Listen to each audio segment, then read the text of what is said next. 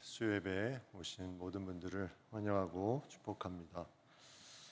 레위기 26장 복과 징계에 대해서 계속 말씀하고 또 징계가 계속 7배씩 계속 더할 것이다. 그래서 처음에는 앞에 보시면 오늘 읽은 말씀 앞에 병이나 또 생명이 쇠약한 부분 16절에 그리고 파종한 것을 대적들이 먹을 것이다. 이렇게 첫 번째 징계가 있다면 그 다음에 징계가 18절에 교만을 꺾으시고 또 열매를 내지 못할 것이다. 그 다음에 또 7배 21절에 그래서 들짐승을 보내고 자녀와 가축을 멸하고 길들이 황폐될 것이다. 그 다음에 또 24절에 또 7배 그때는 이제 칼과 연병과 대적의 손에 넘겨질 것이다. 그리고 기근이 있을 것이다. 그리고 마지막 7배 28절 그때는 아들의 살, 딸의 살을 먹고 산당 분향단 부수고 시체들이 부서진 우상들 위에 던져지고 30절 내 마음이 너희를 싫어하고 성읍이 황폐하게 하고 성소들은 황량하게 하고 향기로운 냄새를 흠양하지 않고 그 땅을 황무하게 하리니. 여기까지가 이제 계속 심판 징계에 대한 부분입니다. 7배씩. 그래서 여기서 7을 4번 곱한 것이 이제 나오는데 이 7이라는 것이 그 배수만큼 딱 그 배수의 그냥 분량이 정해지는 것이 아니라 7은 완전수죠. 완전수. 그 징계를 통해서 이스라엘 백성이 깨달을 수 있는 그 분량만큼 더 확실하게 징계를 내리겠다.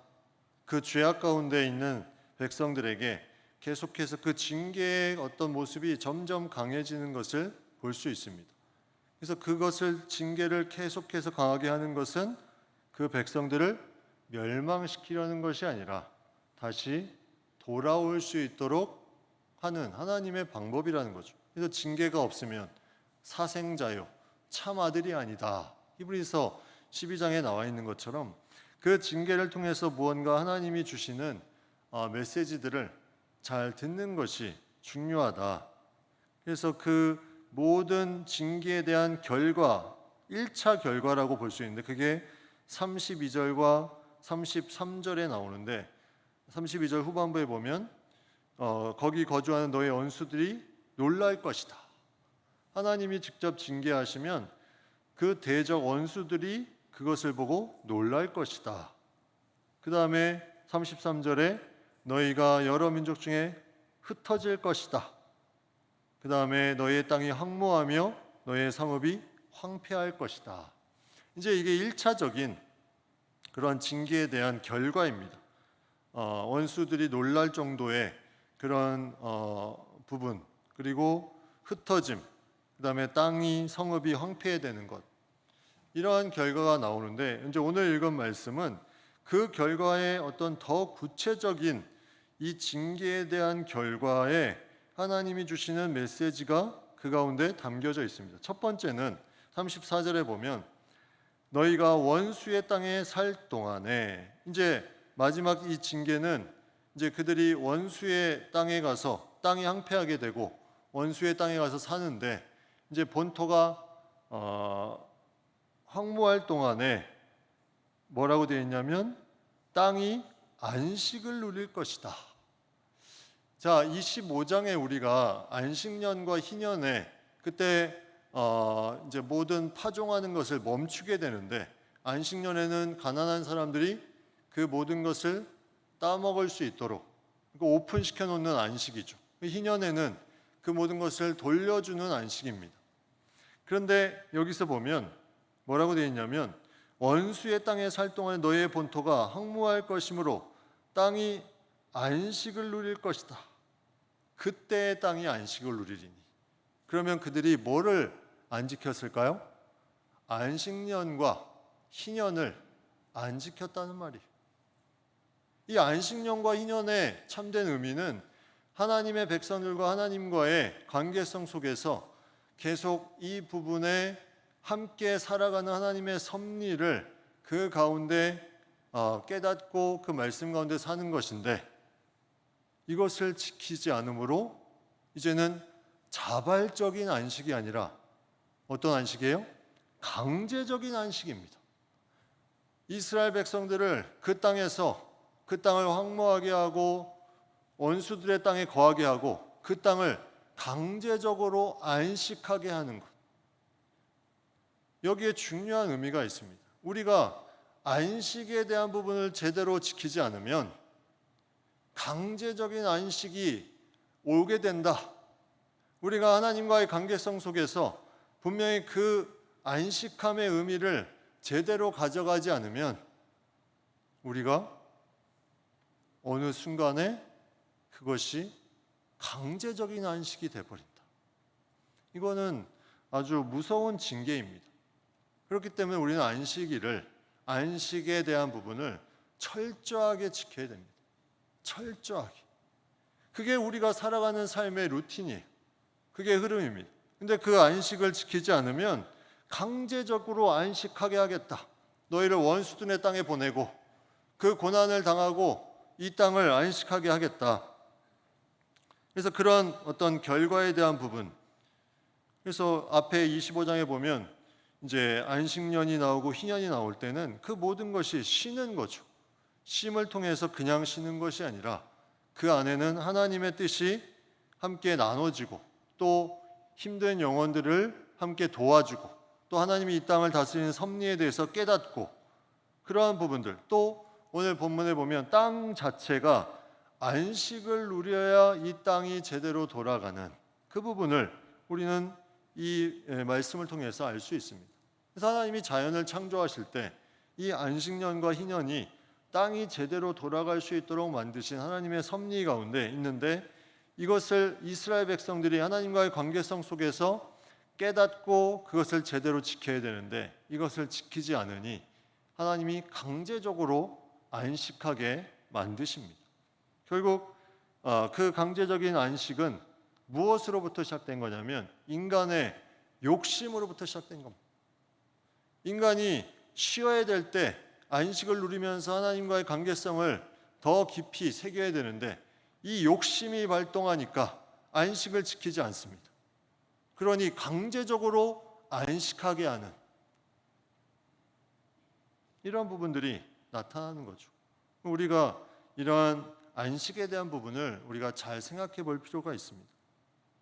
그래서 더 많은 수확을 올리겠다, 더 많은 것을 얻겠다, 더 무언가를 가지겠다, 이런 부분으로 안식할 때 제대로 안식하지 않으면 결국은 강제적인 안식을 당할 수밖에 없는 이런 부분들, 이게 하나님이 이 땅을 다스리는 섭리입니다.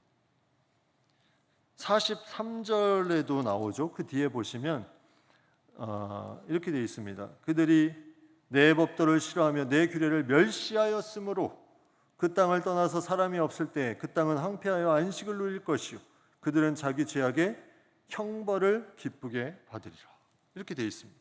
그러니까 그들이 죄를, 하나님의 말씀을 멸시하고 싫어하니까 그들이 그 땅을 떠나게 되고 그 땅은 황폐해서 안식을 누리고 그들은 형벌을 이제 받게 되는, 43절 내용은 이제 회복에 대한 부분이기 때문에 기쁘게 그 이제 형벌을 받을 것이다 말씀하고 있는데, 그 부분은 이제 뒤에 같이 나누기로 하고, 그 다음에 또 하나의 결과가 뭐냐면 36절에 보면 뭐라고 되어 있냐면 내가 그들의 마음을 약하게 하리니 그들은 바람에 불린 잎사귀 소리에도 놀라 도망하기를 칼을 피하여 도망하듯 할 것이요 쫓는 자가 없어도 엎드러질 것이라. 이게 무슨 어떤 현상입니까? 무언가 바람에 불린 잎사귀 소리에도 놀라 도망합니다. 자, 무언가 무서움을 주는 대상이 있어요. 근데 거기에 겁을 먹습니다. 근데 그 비슷한 소리가, 바람의 잎사귀 소리와 비슷한 소리가 났을 때도 두려워하는 거죠. 왜?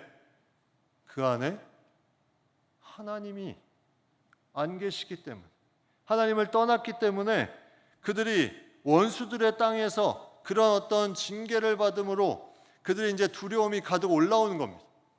하나님이 계속 이스라엘 백성들에게 출애굽했을 때나 가나안에 들어갈 때 말씀하신 것은 두려워하지 말라.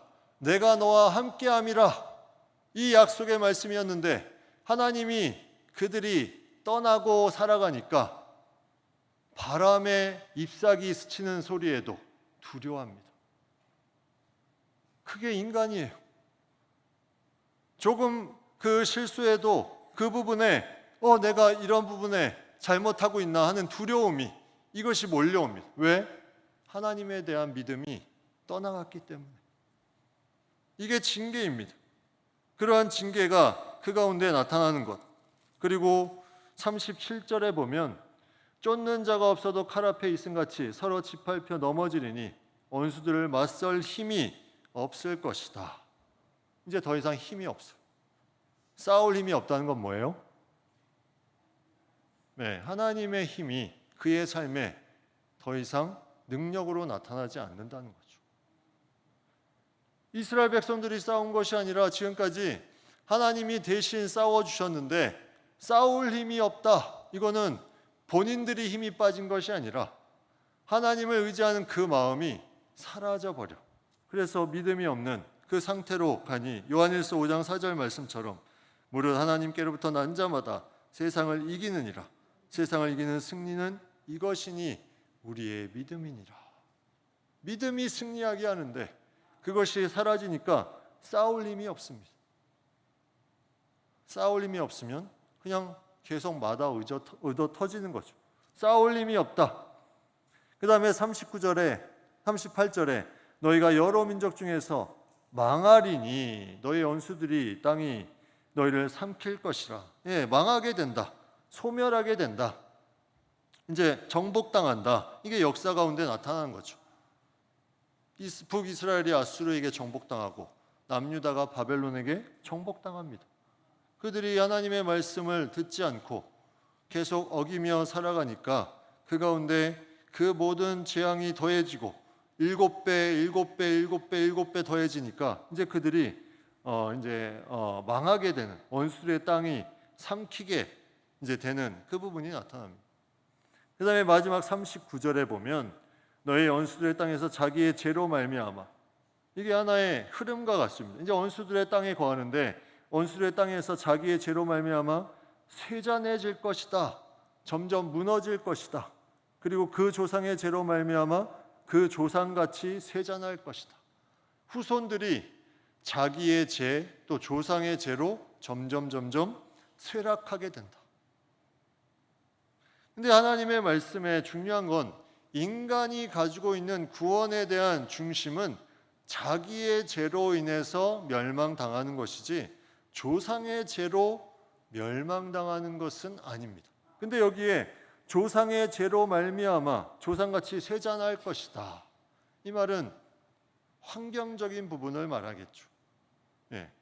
조상의 죄가 계속 그 환경적인 죄악들이 계속 대대로 내려오면 그 자녀들의 그 자손들의 죄도 범하기 쉬운 부분으로 나타나는 이런 부분들이 이제 죄를 범하면 그것이 3, 4대까지 이르게 한다. 이 말씀이 이제 있는 것처럼 그런 어떤 하나님의 환경적인 조상들의 죄가 자손들에게 계속 임할 때 자손들도 그 죄로 말미암아 쇠잔해질 것이다. 조상같이 쇠잔해질 것이다.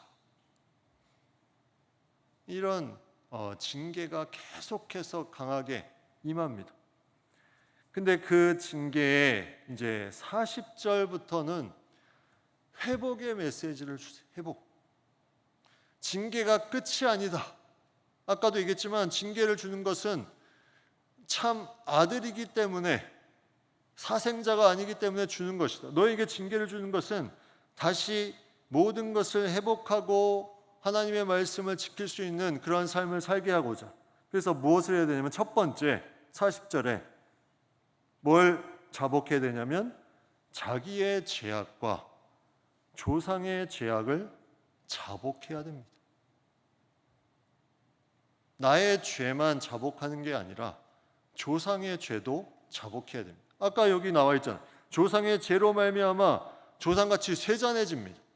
그 후손들이. 그래서 이것을 회복하기 위해서는 자기의 죄와 함께 조상의 죄를 위해서 자복하며 회개해야 돼요. 환경적인 부분을 다 내가 회개하며 하나님 앞에 구하며 나아가야 됩니다. 두 번째는 그들이 내게 대항함으로 나도 그들에게 대항하여 내가 그들을 그들의 원수들의 땅으로 끌어갔음을 깨달아야 됩니다. 이 깨닫는 마음. 자, 자복했으면 그 다음에 내가 왜 지금 고난을 당하나, 왜 내가 이 어려움에 있나, 이게 징계가 하나님으로부터 온 것임을 깨달아야 돼. 원망불평하는 것이 아니라 깨달아야 이제 이것이 회복이 됩니다. 내가 이 부분에 깨닫는 마음이 있을 때까지 회개해야 돼요. 깨닫는 마음이 있을 때까지 회개해야 됩니다. 즉 깨달은 마음으로 이제 나아가고, 세 번째는 뭡니까? 그 다음에 할례받지 아니한, 여기서 할례받지 아니하는 하나님의 마음으로 뭔가 이제 변화되지 않는 그 안에 이제 어떤 깎이지 않는 마음, 그러니까 교만한 마음이죠. 할례받지 아니한 그들의 마음이 낮아져서, 그 교만한 마음이 낮아져서 그들의 죄악의 형벌을 기쁘게 받으면, 자 이제는 처음에 뭐예요? 죄를 자복하고 깨닫고, 그 다음에 세 번째는 이 징계를 없애달라가 아니라 이거를 기쁘게 받아라. 하나님의 백성이니까 지금 징계하는 거야. 그러니까 기쁘게 받아라, 이 말씀을 주고 있습니다. 그냥 아무런 관계도 없으면 이런 징계도 없을 텐데, 그러니까 악한 자가 형통한 것이 부러운 것이 아니라는 거죠. 너 그렇게 악한 것이, 너 이렇게 힘들어하는 것이 하나님의 백성이기 때문에 주는 것이기 때문에 기쁘게 받아라.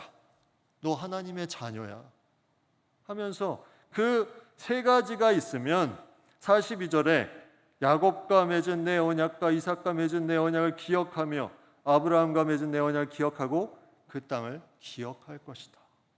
이 세 가지로 너희가 나아가면 다시 그 언약을 기억하며 나아갈 것이다. 이게 하나님의 방법, 회복의 방법이. 우리가 어렵고 그 고난 가운데 있다고 생각할 때 회개하고 깨닫고 그 상황에 하나님의 뜻이 분명히 있고 내가 하나님의 자녀로서 이것을 당하고 있음을 기쁘게 받아들이면 하나님이 그 백성을 다시 회복시켜 주신다.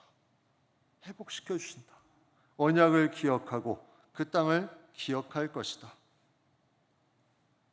여기에 하나님의 중요한 약속이 있죠.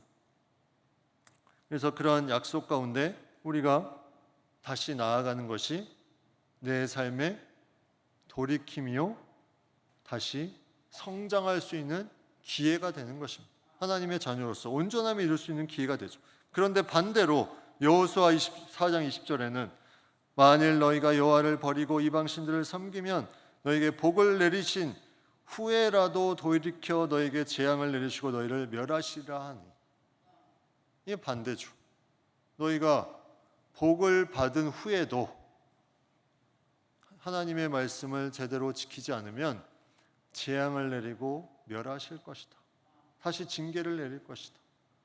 계속 이 부분이 돌고 돌고 결국 이게 사사기의 역사 아닙니까? 하나님의 말씀을 지키며 나아가는 그 가운데 하나님이 주시는 평안함으로 나아가는 가운데 죄를 범하면 다시 징계를 받고 또 자복하고 그들이 깨닫는 가운데 다시 하나님께서 그를 회복시키시고 이런 부분들이 계속 나타납니다. 그래서 원수들의 땅에 있을 때 하나님께서 이 모든 것에 이제 함께 하시며 회복시키신다는 내용이 44절에 나옵니다. 그런즉 그들이 그들의 원수들의 땅에 있을 때 내가 그들을 내버리지 아니하며 미워하지 아니하며 아주 멸하지 아니하고 그들과 맺은 내 언약을 폐하지 아니하리니. 언약을 폐하지 아니한다. 인간이 아무리 죄를 강하게 지어도 하나님의 언약을 폐할 수는 없습니다. 그거는 본인이 거기에 대한 징계를 받는 것이지, 하나님이 약속하신 언약은 계속해서 이루고 계신다는 것이죠. 이루고 계십니다. 그 약속의 말씀을 다시 받을 수 있는 자, 바로 이 자복하고 깨닫고 하나님의 백성으로서 이것을 당하는 것을 기뻐하는 자, 그들을 통해서 다시 하나님의 하나님 되심, 나는 여호와 그들의 하나님이 됨이니라 말씀하고 있습니다. 궁극적인 하나님의 뜻이 바로 여기에 있다는 거죠. 하나님의 메시지가 이 가운데 회복시키며 나타나는 것. 하나님께서 언제나 자비가 무궁하시며 그것이 풍성하셔서 인간의 죄 가운데 그러한 모든 것에도 하나님의 약속을 폐하지 않으시고, 그 모든 것에 그 사람과 또 그 조상들과 맺은 약속을 지켜나가기 위해서 이것을 이루어 가시는 것, 이게 신약 시대에 오면 바로 예수 그리스도를 통해서 이것을 이루어 가십니다. 하나님의 구원의 약속을 온전히 이루기 위해서, 그 약속을 폐하지 않으시기 위해서 그 아들을 보내시고 온전한 구원의 약속을 이루어 주시는 것. 그래서 우리가 하나님의 이 약속을 내가 그냥 추상적으로 약속이 아니라, 내가 정말 하나님의 자녀로서 이 모든 약속 가운데 거하고 있는데 이 약속의 말씀을 내가 지키지 않으면 징계를 받으면서 다시 그 약속으로 돌아오게 하는 것이 하나님의 뜻임을 우리가 살면서 명확히 알아야 됩니다. 그것을 알아야 내가 죄를 범했을지라도, 약해졌을지라도 다시 그 약속 가운데 돌아올 수 있어요. 약속을 잃지 않아야 됩니다. 약속을. 하나님이 그것을 폐하지 않으시기 때문에. 그래서 그 모든 것에 하나님이 주시는 그런 모든 함께 하시는 것에 하나님이 주시는 말씀, 계속 반복되는 말씀이 바로 오늘 마지막 부분의 45절 말씀, 애굽 땅으로부터 그들을 인도해낸 그들의 조상과의 언약을 그들을 위하여 기억하리라.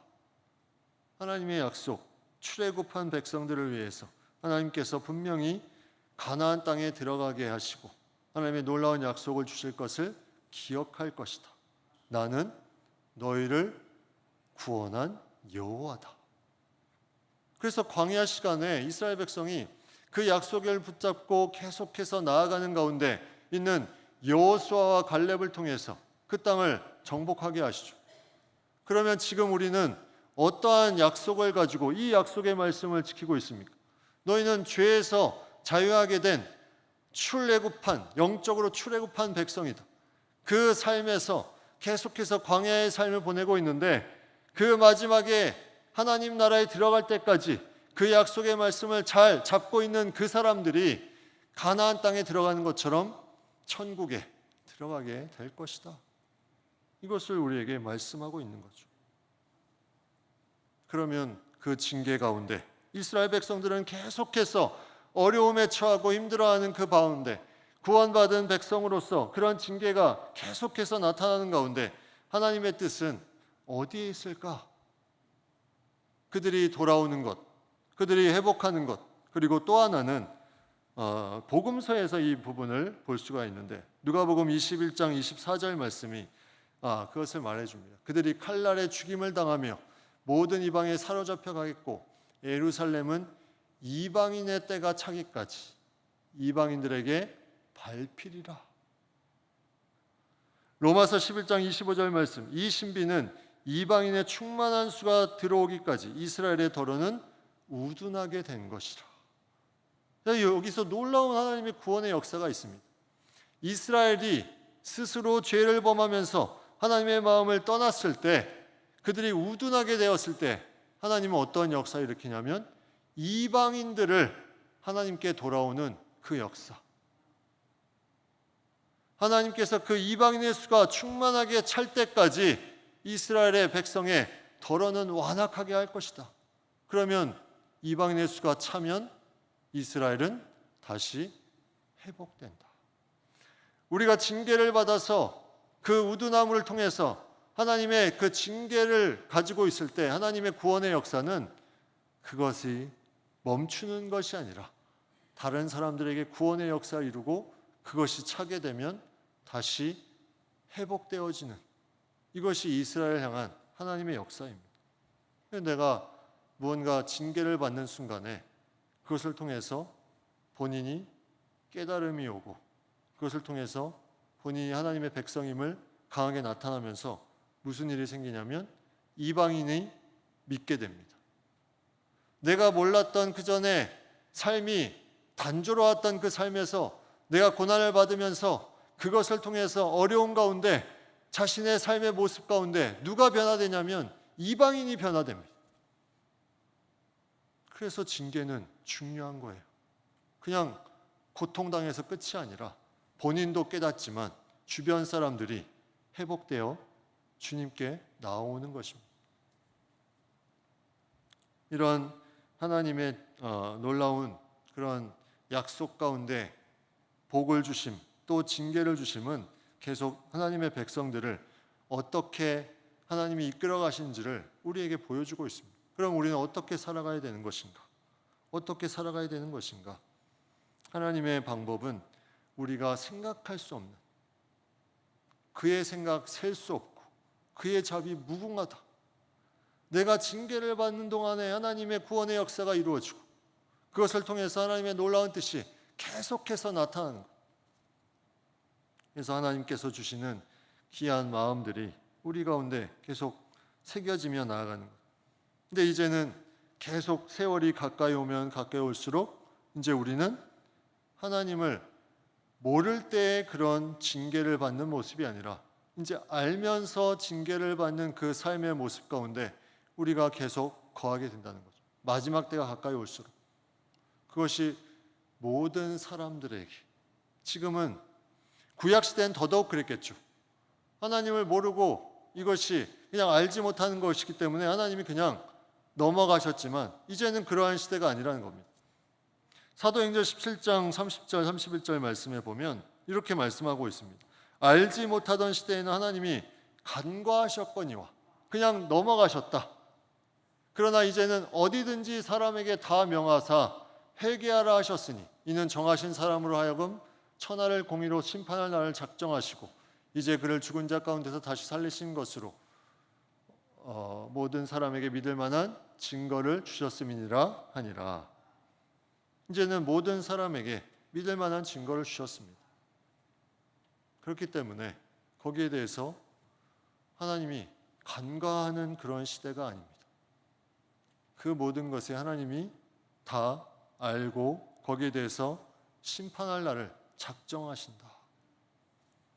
그래서 우리의 삶이 여기에 대해서 분명하게 하나님의 약속 가운데 거하며 그 가운데 우리의 삶이 어떻게 나아가야 되며 이것을 통해서 하나님의 구원의 약속의 말씀들이 계속해서 이것이 이루어지는 것을 내가 믿음으로 나아갈 때 여기에 하나님의 놀라운 뜻이 우리 가운데 이루어지고 그 가운데 참된 하나님의 백성으로서의 삶을 누릴 수 있게 된다는 거죠. 그래서 징계가 우리에겐 놀라운 기회가 되는 겁니다. 징계가 기회가 되는 거예요.